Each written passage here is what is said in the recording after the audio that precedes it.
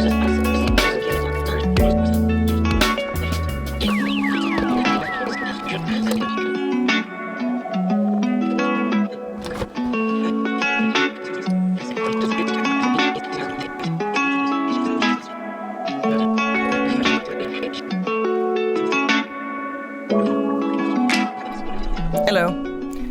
As you've seen right there with the unboxing, we're talking about the Rode NT1 5th generation. And why are we? I just checked YouTube. There's a billion videos out there, so I don't know why I'm making one, but Thomann asked me, can you make one because we're doing an affiliate push for this mic? We'd like to pay you to make decent content. Well, decent content on my channel, I don't know. So it's content. And we're looking at this mic. Why not? But we're looking at it fairly and honestly, because they're buying my work, but not my opinion, as always. And you know this. And if you don't know this, don't watch. I've never been a fan of the Rode NT1, but I've also never tried one. Stupid. Right now, it's actually going directly into my camera. With XLR, the camera's on auto level, and it's being powered, phantom power with 48 volt from the camera. If you're watching this, you might not know any of these terms, because it is the perfect beginner mic where you don't have to know any of these things. And that is why I've never been a fan, because I was snobby. It always was the mic that you buy as your first mic because you are on a budget. And when these started coming out, that wasn't me anymore. I was working in studios that had better things, I thought. So I always kind of looked down on it like, that's a beginner mic. That's a mic when you don't have money, when you don't have something better. I have better things. That was my very arrogant opinion. And, well, now I have a chance to check it out in its 5th generation. I've made recordings with it. I fully see the point, and I have to say, as a package, Rode's got a good package there. So what you get is a shock mount, which if you buy a Neumann mic will cost you $400-500, and I don't think it's an awful lot better than this one. So you get a shock mount. On the shock mount, you of course have the mount in this direction for the stand, and right now I'm not using a stand, I'm actually using a gravity table clampy holder that swivels, which is of course great if you're doing a podcast type thing or a live stream or a playthrough on a game or whatever, and they actually give you everything you need to have to do those types of things. Pretty impressive. The great thing on these mounts actually is, on this one, is it's got a 3/8 and the big thing, I don't know, the standard. It's kind of included without a reduction piece. Pretty clever, Rode. Then on the other side, there's a little mount for the included pop filter. And my pop filter alone is like $69, and I can never find it. You can, of course, take that off. You can make it longer. I'm sorry. It's stupid to do this video with the mic and then fiddle it on, and you have plop, plop, plop, plop, plop everywhere. But, well, that's showing you that I'm actually using it. So, yes, pop filter, dual mesh is included. It's a perfect beginner, podcaster, demo recording, or full album recording mic, if you ask me. And I'm gonna get into this. But for the total noobs, it is a condenser mic, meaning it needs phantom power. It needs a little bit of electricity given to it so that it can measure the differences in electricity. And that means you need either a mixing board that you go into or an audio interface that has a little 48 volt on it, or a camera like mine, which you probably don't have, with XLR that has 48 volt. Or, and that's the great thing in the 5th generation, use the included USB-C cable and go into your computer and it will supply 48 volt. Or, my mind was blown, plug it into an iPad, load up Cubase or GarageBand or whatever, and it'll just work. It'll just show NT1 5th generation done. And the USB is right behind the XLR, so you can't run it in parallel, but either or. And the cable is absolutely long enough to be fully functional and not annoying. Also included, again, mind blown, a pretty decent XLR cable, which are these cables with these 3-prongy things. 6 meter, that's X amount of feet. with Neutrik plugs, so not shit, not a throwaway cheap-ass cable, an actual decent cable in a good color so that you can find it at any given point in time. A little pouch for the mic, maybe put it on top of it when you're not using it, or take it off. You can of course unscrew it from the spider, as we call it in Germany. We call this eine Spinne. We call it a spider. It's a shock mount. So you need that phantom power, but if you don't know about it and you're using it with USB-C, which is brilliant, you don't need to know about it because it's just doing it. So who is this for? People on a budget, but also people that don't want to fiddle around with mics really, because you put it in front of you, plug it in the computer, get the Rode Connect app, which is pretty much a podcasting recording app, or it doesn't necessarily have to be podcasting. You can record guitar and everything you want with it. Just record directly into the app. So if you're a singer-songwriter and you just want to plop this in front of you and record notes, or record a demo, or record anything really. I mean, even maybe the full song and that's it, and you never go into a studio. With some caveats, of course. But you can absolutely do that, and you don't even need any software because Rode supplies the software on their website. If it's a one mic recording, you can actually record several mics in the software. If you have more of these, just all recorded with USB-C. But we tried this on a bunch of sources, and I'm going to say you could, if you record one at a time, record the full band and not drum overheads, yes, but most people don't really work on real drums nowadays. It's just too much of a hassle. And if you do, you're probably not using an NT1. What we found when we recorded it was it's got its sound.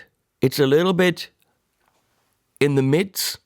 It's not as round and warm as the other reference mic that we had in the recording, which isn't really fair because that was a blue bottle for $4,000 into an amazing preamp. But that's what we just checked it out against. And the top end isn't as sparkly. I think the top end in general, that's one of the things. It's not as hi-fi and sparkly up there, which also makes it a little bit more safe for sibilants and stuff like this, which means you don't have to know shit. You just plop in front of it and things work. But by just adding a little bit of EQ to the top end, you're kind of there. I mean, the songs we recorded absolutely would work. If you compare it to something else, yeah, maybe there's a better mic. But a better mic in that price bracket, with that package of pop filter, shock mount, and cables, and software. Now I'm going to point out the Lewitt MTP 440 Pure. Love that mic. It's $10 more. Comes with a pop filter and a shock mount, absolutely, and potentially it is a better mic when it comes to top end and being more rounded. On the other hand, as a full package and the USB and ease of use and software, the Rode takes the cake. I mean, it's right there. So let's go into it. Let's check out the software. There's a bit of pumping because I had the noise gate too high. Sorry, that's on me. It's a mistake. It's a mistake that can happen to you. Just be careful that it doesn't happen to you. So here's the software. I got the mic connected with USB to the computer. The software you get from the Rode website, and it's a fairly easy install, Mac or PC. And this is what it looks like. So up here you can. I'm already recording, so I can't go into the system settings. I'm already recording, so you can hear me through the mic. I got my little shock mount, all as it should be, and it's just hanging freely on a gravity arm. So you can, and that's the cool thing, hook up several of these. You just need a little USB-C hub or several inputs on your computer, depending on what computer you have. I actually just plugged it in the back of my LG monitor, which is connected to my Mac. And then it shows up as NT1 5th generation, no drivers, no anything, it's just there. Here are the system sounds, which means anything I send to the Mac will show up there. So if you're doing streaming, podcasting, whatever, you're doing a reaction video, that would also come through there and be recorded with it. So this is kind of like the Rodecaster software version, a little bit simpler. I have a Mackie DLZ Creator in the other studio, which I use for that kind of stuff. And it's an easy way to record a podcast, but you don't need one of those studios if you have a computer and you can congregate around your computer with a couple of these. So you just connect them and then they show up individually, and you can change the volume here and very easily click on this, and then there's my mic gain. I'm in the green, that is perfect. I can change that, of course, here, don't go in the red. I can apply high pass filter, which makes sense depending on, if you're rumbling on the table or something. And for people that don't know microphoning or mixing, there's a super simple interface here. Punch will add more or less compression. Oh, before I forget it, the cool thing is it is hooked up so that it's right now coming through my speakers, which is great. So if I don't have headphones on, so if I'm clicking on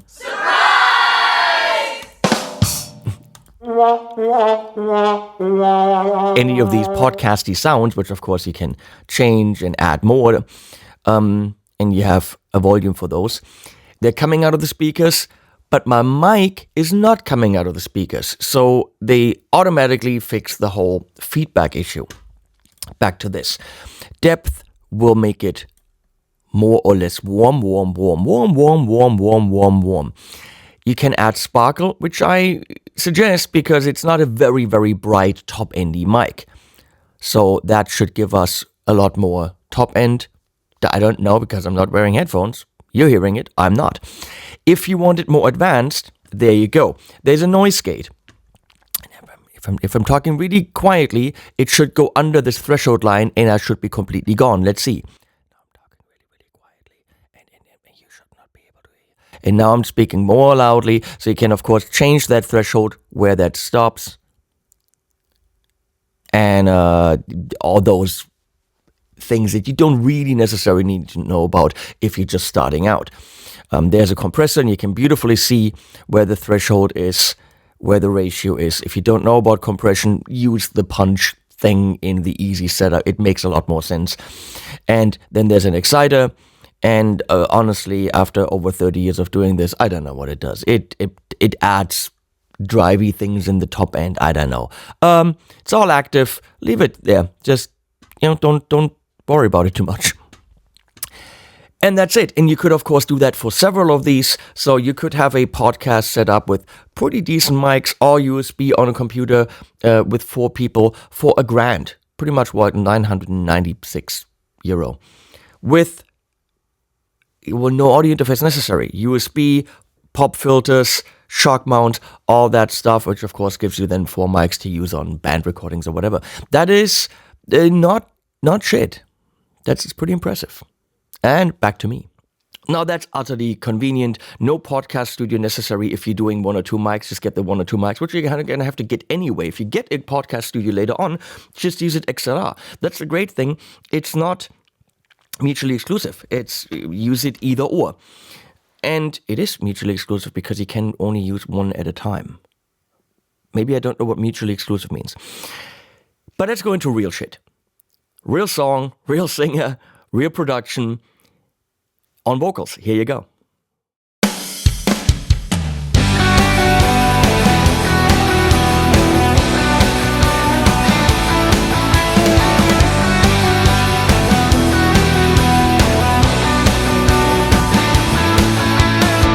I'm looking forward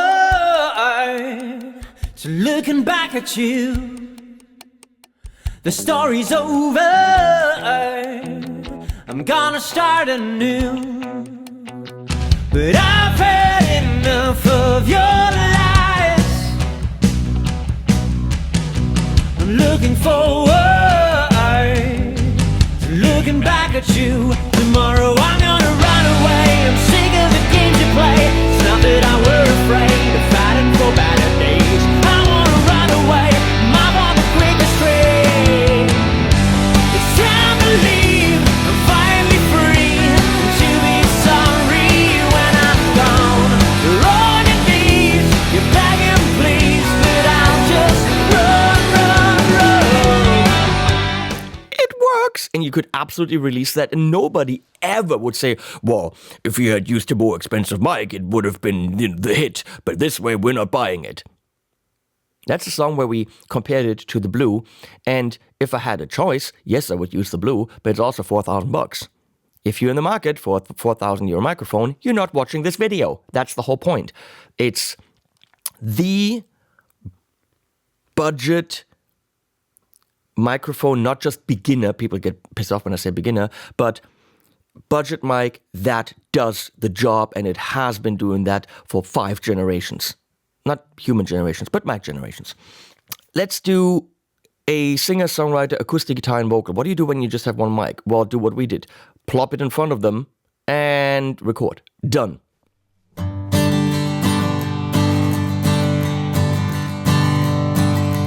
Walking through an open field, the sun is setting fast.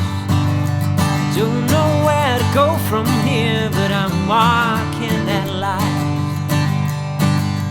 I might run in circles, but at least I'm moving on.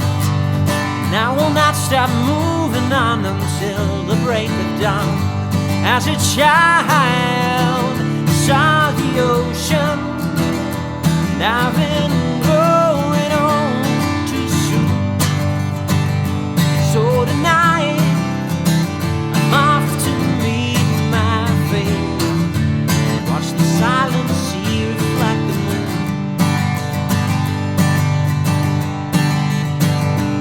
It's been 5 years since the last time I saw someone of my kind. Beautiful song, and I think it works. Now, do it bit by bit, just the acoustic guitar and then the vocals. Well, let's listen to it on acoustic guitar, strummed and picked.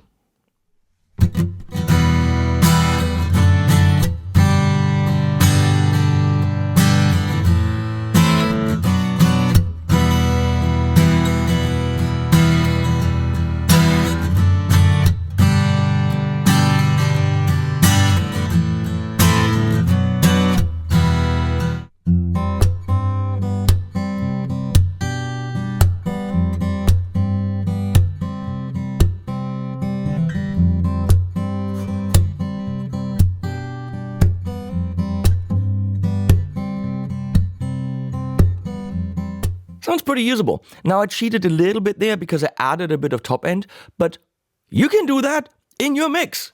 Done. How about a shaker?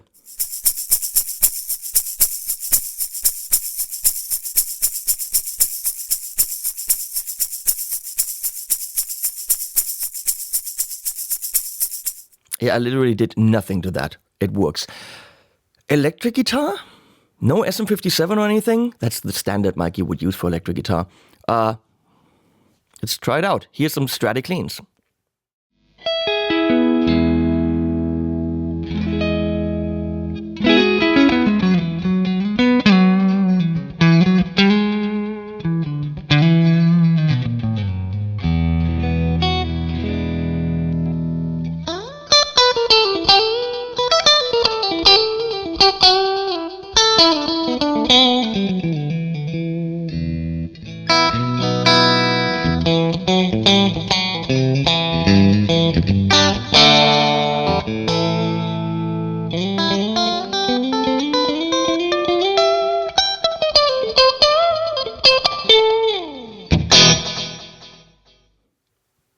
And that sounded pretty damn awesome. And mic positioning? Speaker, plop. I did no checking, I did no moving. I plopped it in front of the speaker where I thought it would sound good and didn't even check. And I think it sounded good. Now, drive sounds is really where it's a little bit more difficult. Let's check it out. Here's some rockin' sounds.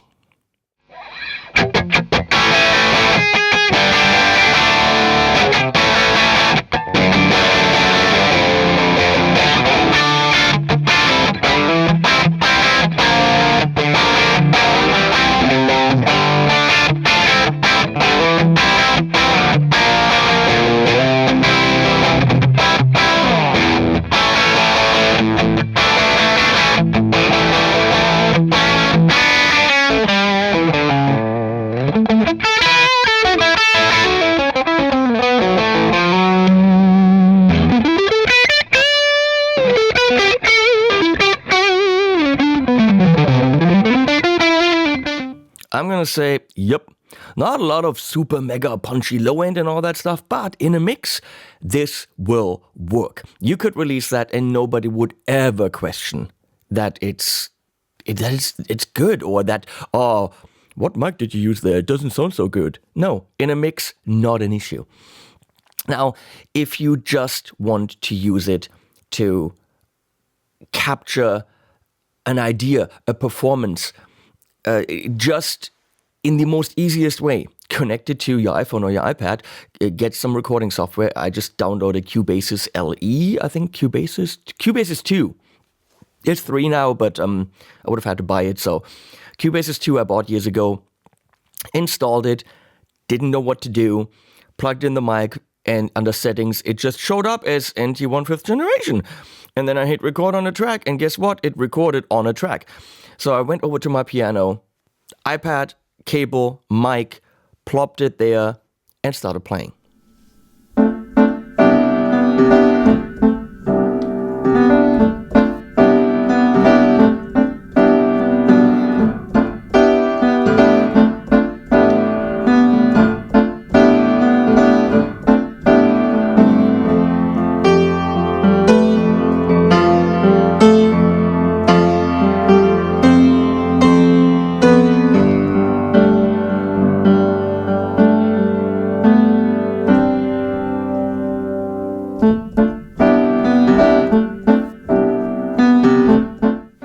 And it works.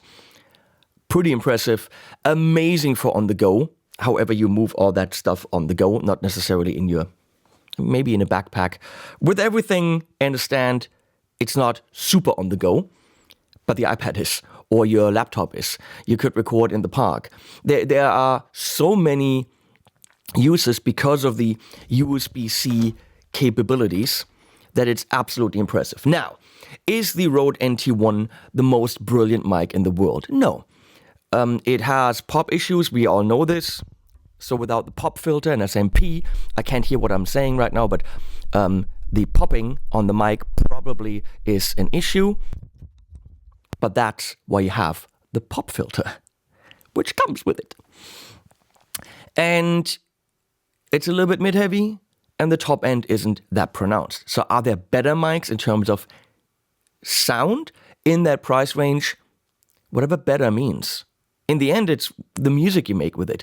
And the easier it is to make the music, the more frickin' music you make. So stop talking about specs and all that stuff and just make some music. And that is the thing. You buy this and you don't need anything else.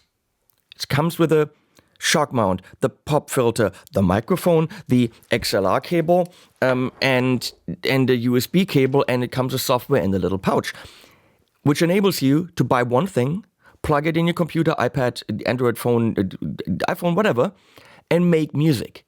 So this is a music making enabler, or a podcast making enabler, a streaming making enabler. That's what makes this so powerful. At $249, you will create and not fiddle with shit, because that stops you from creating. So in that regard, I'm giving thumbs up to the NT1 5th generation. Thanks, Thomann, for commissioning this video. I hope I got you enough samples. I'll put links below. Please use them, because that's kind of why we do these things. We have to put butter on the table, and you using the links enables us to do that. Thank you. Maybe one day I will explain how content creation and making money with it, and not making money with it most of the time, works, if you're interested in that. But for now, thanks for watching, and animals at the end. Had a face, and the face I loved was washed away with dirty hands, and she falls but never tears pour.